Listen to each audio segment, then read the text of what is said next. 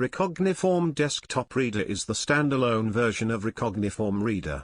In the desktop version, the processing steps, input, recognition, verify and output, take place on the same PC. To start processing, you need to select the template to use. To do this, click on Open Command, and select the RFD file. Then, acquire images from Scanner, or from File. To connect a scanner, click on Select Scanner command. This operation is required only at first usage.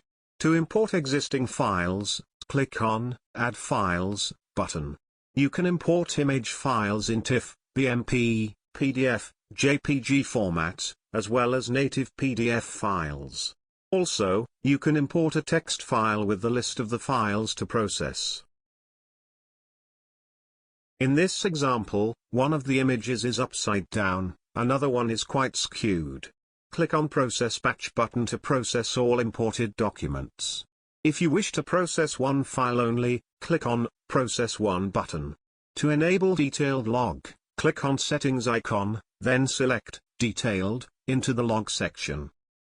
In this example, we'll process all files in the batch. Now the recognition starts. If the detailed log has been enabled, you'll see the list of the operations executed by the software. License initialization, document page processing, field pre-processing, field value extraction, field confidence.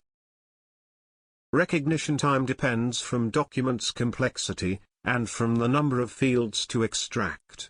Remember that Recogniform recognition engines are not limited in terms of speed. The faster the hardware, faster the recognition. Once the recognition step has terminated, the verify step may take place.